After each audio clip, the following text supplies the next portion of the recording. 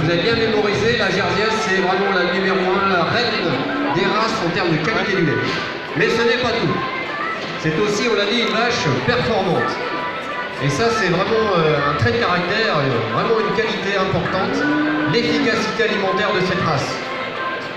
Comme je vous l'ai dit tout à l'heure, c'est une vache qui est capable d'avoir des niveaux élevés de taux, mais aussi de lait. Et quand on combine tout cela, le lait standard, et qu'on le ramène au kilo de matière sèche ingérée, eh bien c'est tout simplement la race la plus efficace, et oui, plus efficace même également que la race Holstein qu'on connaît tous, qui est une ronde laitière. Mais aujourd'hui, la Jersiaise, c'est vraiment la numéro 1 sur ce caractère d'efficacité alimentaire. Et c'est la raison pour laquelle elle est de plus en plus vraiment choisie par les éleveurs, et pas seulement en France. Il faut savoir que la Jersiaise est très présente dans le monde, à commencer par les États-Unis, où la race est en forte expansion. Aujourd'hui, on a une croissance phénoménale dans ce pays, 3 millions d'inséminations jersiaises par an. Et on prédit que la population de vaches laitières aux États-Unis sera composée d'ici 10 ans à plus de 15% de jersiaises. Donc c'est vraiment très grand nombre de vaches. Ensuite, elle est également très présente en Amérique du Sud, avec beaucoup d'associations de races dans cette région du monde également. Nous, elle est vraiment très exploitée pour le pâturage. Et on retrouve ces mêmes caractéristiques aussi en Océanie, avec la Nouvelle-Zélande, qui utilise également beaucoup la Jersiaise, vous le savez. Il y a beaucoup de vaches de race pure. On a à peu près 300 000 vaches jersiaises de race pure dans ce pays, mais on a aussi des kiwis, des croisés Holstein Jersey. Il y a plus de 1 million de vaches kiwis en Nouvelle-Zélande. Et donc, si on totalise les pures et les croisés, ça représente la majorité du cheptel laitier là-bas, dans ce pays très renommé de la production laitière, basé sur le pâturage. Et puis si on revient ici en Europe, on a également une population de très grande qualité au Danemark. C'est la première population jersiaise en Europe, avec 70 000 vaches contrôlées, avec des performances remarquables. Il faut savoir que la moyenne nationale dans ce pays, c'est 7 000 kg de lait, avec quasiment 60 de matières grasses et plus de 41 de protéines. Vous rendez-vous compte de la matière utile produite de ces vaches, c'est vraiment phénoménal. Et c'est pour cela qu'elle connaît un succès grandissant.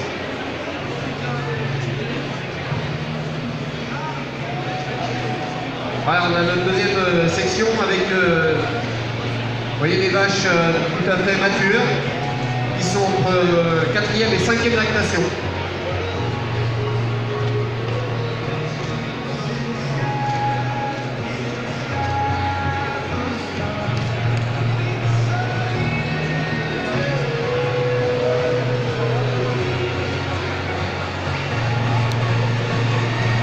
Jingle.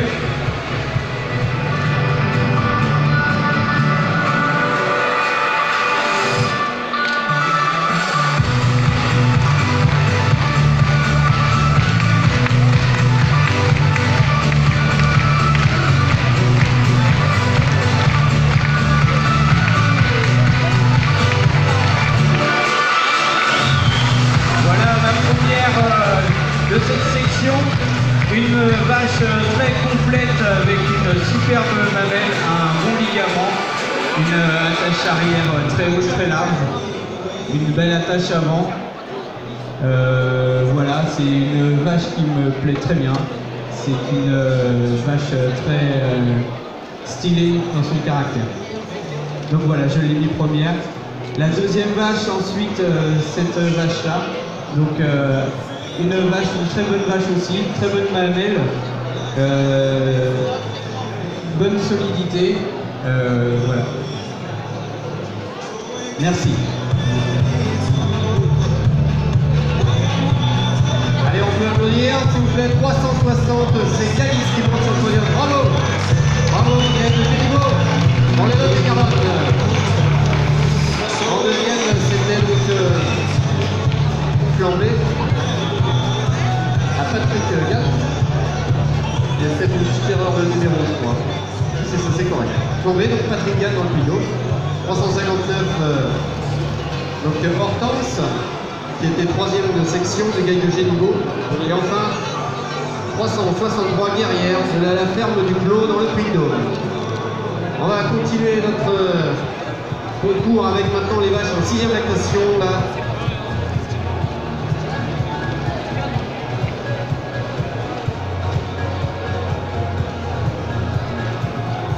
La 365 Fortuna avec Patrick Gann dans le Puy-de-Dôme.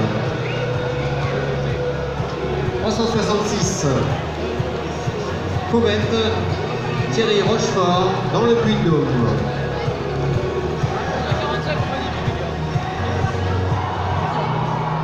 Hélène 367 Gaël Chaumeil dans le Cantal.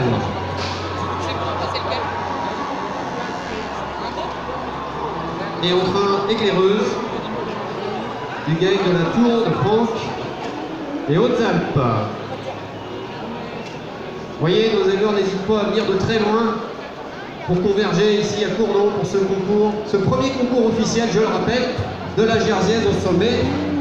Donc le début d'une belle histoire pour la race qui s'implante petit à petit dans cette région à vocation fromagère. On l'a dit tout à l'heure, c'est une race qui convient effectivement très bien pour la transformation, également pour les systèmes où on utilise beaucoup d'herbes.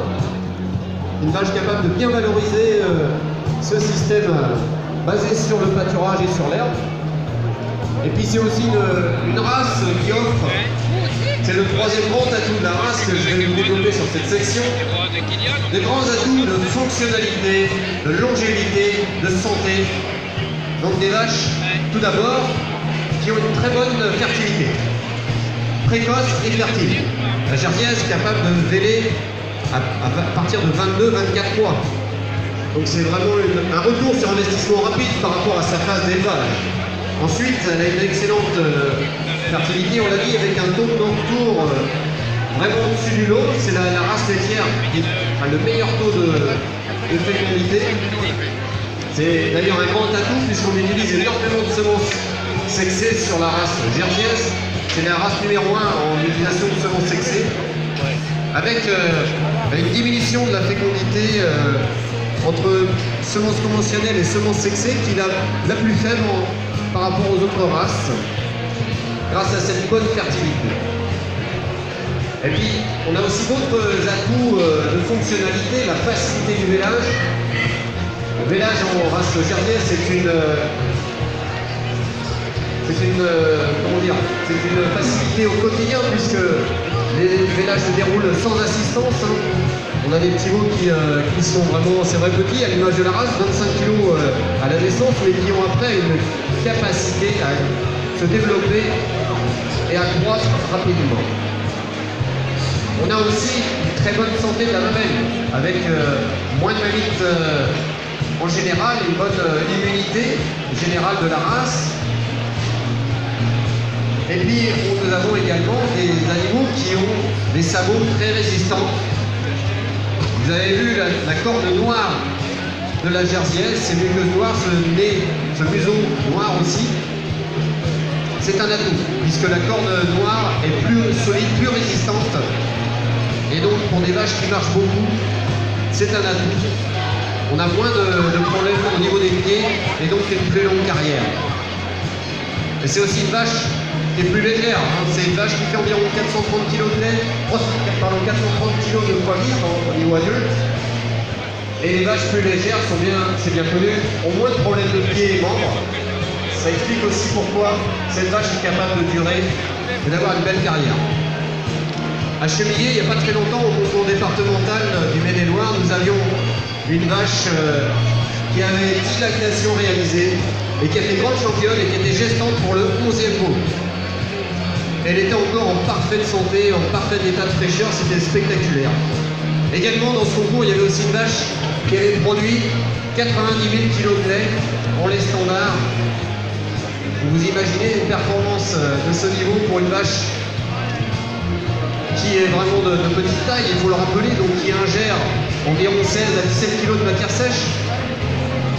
Donc c'est vraiment des vaches qui sont productives, mais qui sont aussi capable de durer et qui s'adapte à tous les systèmes qu'on peut rencontrer et aussi tous les climats, toutes les régions.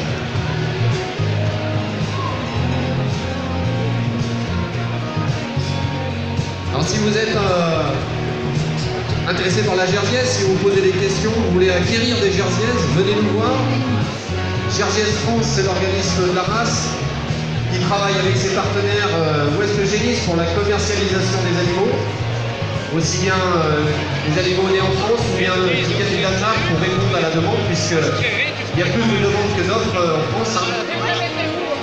Il y a aussi l'offre génétique avec le partenaire Gène France, c'est une offre génétique internationale, une sélection de taureaux américains, danois, canadiens, néo-zélandais pour répondre à l'éventail de toutes les demandes. Il y a aussi la possibilité d'acquérir des embryons si vous voulez aussi vous lancer dans la jersiaise. Donc n'hésitez pas à nous contacter, à venir aussi rencontrer les éleveurs de la jersiaise. Après concours, évidemment, et puis aussi lors des portes ouvertes que nous organisons tout au long de l'année, un peu partout en France, pour faire découvrir cette belle race qui ne demande qu'à progresser. C'est le cas en France, mais aussi partout dans le monde, je le répète. La jersiaise gagne du terrain. Voilà, on a 4 vaches en 6e lactation qui sont alignées pour cette 3e section. Donc maintenant, place au juge pour classer cette section.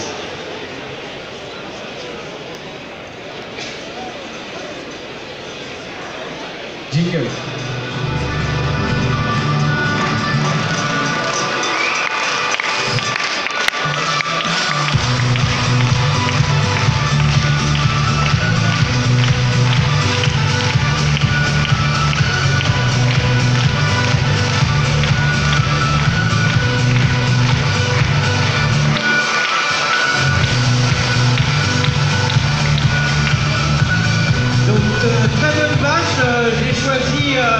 Pour son style laitier, une mamelle pour une 6e roue très bien faite, une attache avant remarquable, une solidité sur son dessus très bonne, une vache qui marche bien pour une 6e roue, une très belle vache. Je l'ai préférée à la 2e au niveau de la mamelle. Après, c'est une très bonne mamelle qui se défend mieux au niveau de la 3e vache. Et je dis la 3e vache est devenue très bonne au niveau de ses membres, de la locomotion. Voilà, merci. Bravo! Et on peut applaudir 366, donc c'est Corette à Thierry Rochefort dans le Puy-de-Dôme, une fille de DJ Lierce qui remporte la section. En 2e, la 365, il s'agit de Fortuna. Elle vient de l'élevage de Patrick Gann dans le Puy-de-Dôme également. En 3e, c'est Hélène du Gaël Chaumeil, une fille de DJ May du Cantal. Et enfin, Éclaireuse, la 4e, fille de Didier Osborg, qui vient du Gaël de la Tour de France dans les Hautes-Alpes. Voilà, très jolie section encore, avec une belle championne. On va faire revenir maintenant toutes les meilleures mamelles, les 3 meilleures mamelles pour le prix de meilleures mamelles tout de suite au centre du ring.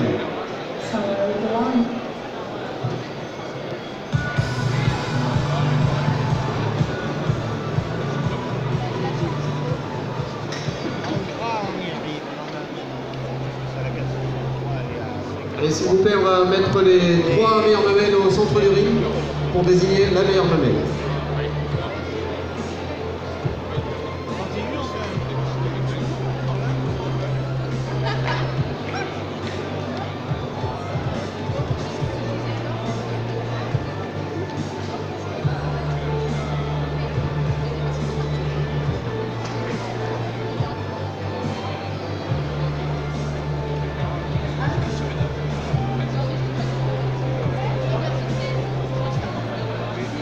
Voilà pour cette finale mamelle, donc on retrouve la vache Yasmine, la ferme du Clos dans le Puy-de-Dôme.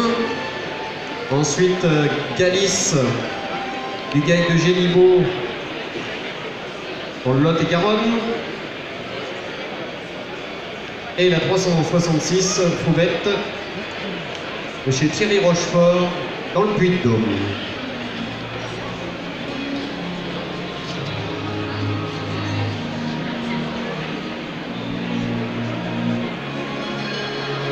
Félicitations, mesdames.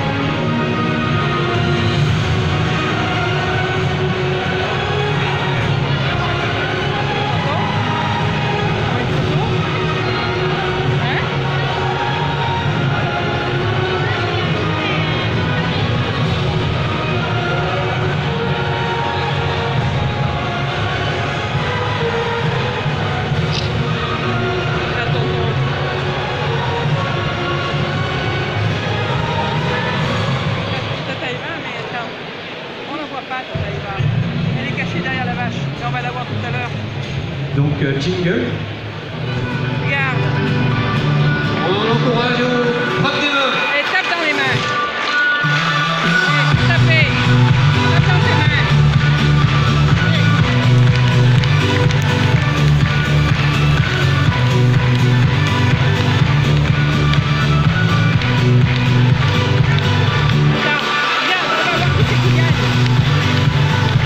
Voilà ma meilleure mamelle, une mamelle très vénée, belle texture, belle attache avant, attache arrière, une largeur plie très importante, un bon ligament, voilà une vache très complète, donc ça sera ma meilleure mamelle.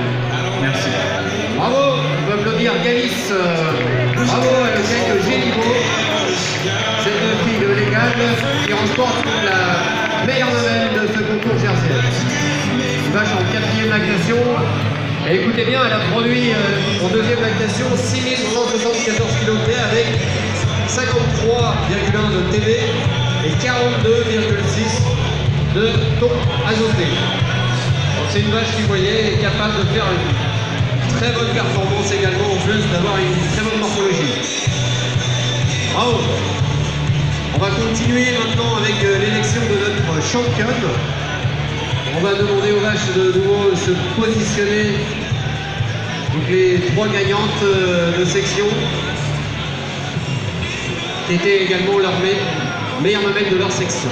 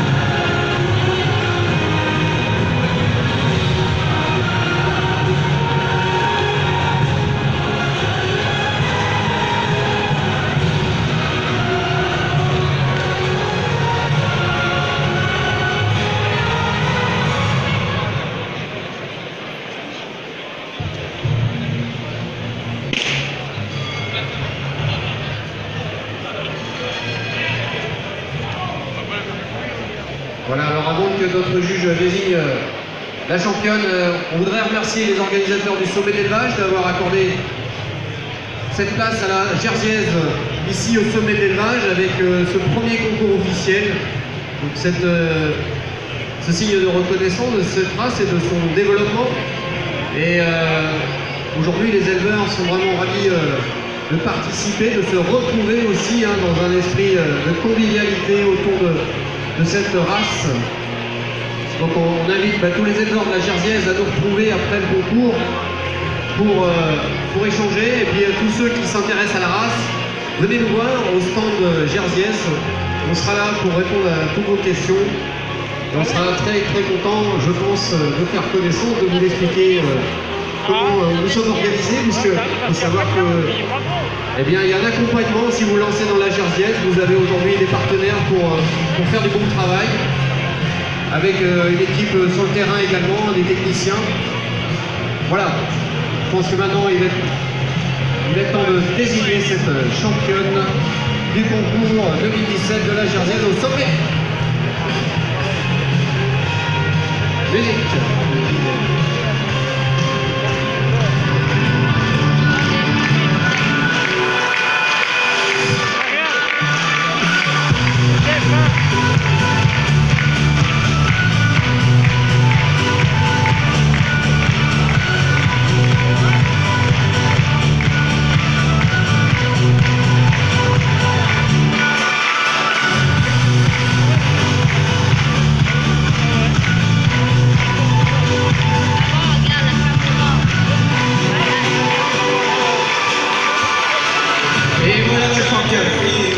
Voilà, une vache en 6e veau, une vache avec une superbe mamelle, une vache avec une solidité remarquable, une vache qui marche très bien, une superbe vache, voilà, une attache avant remarquable, une vache qui vieillit très bien, voilà, c'est mon coup de cœur, voilà.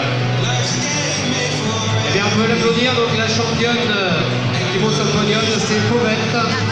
Elle vient d'élevage de Thierry Roquefort et c'est une fille de DJ Lirsk. Et bien donc, du Puy-de-Dôme, on peut les encourager, les féliciter très fort. Bravo!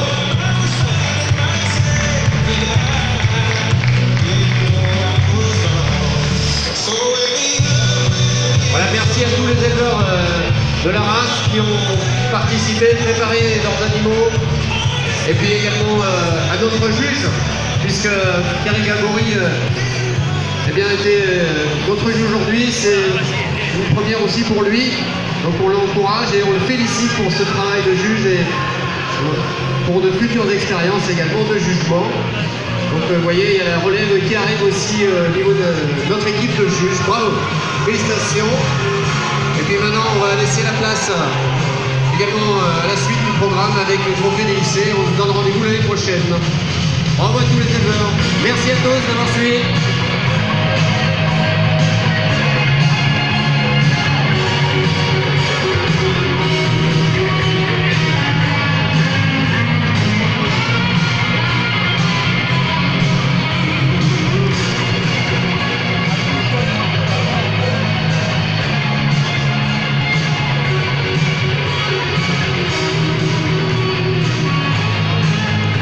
Pour la sortie des Jerseyaises, allez, avant d'enchaîner avec le trophée des massifs, vous pourriez faire quelques applaudissements. Nourris, s'il vous plaît. Vous retenez pas, hein.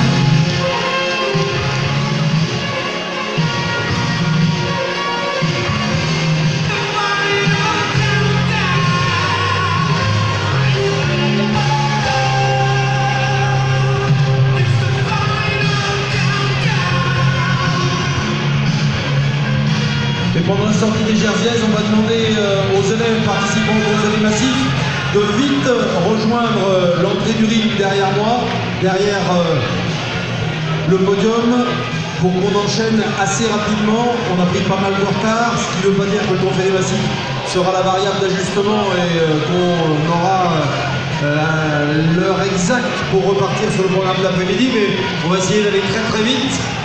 Donc les élèves du trophée, en espérant qu'il n'y ait pas de retardataire, vite s'il vous plaît, à l'arrière du ring. Viande ici aussi, à l'exception des pointeurs en race au braque. Alors ceux qui pointent en aubrac, vous restez tranquillement installés dans les gradins. On va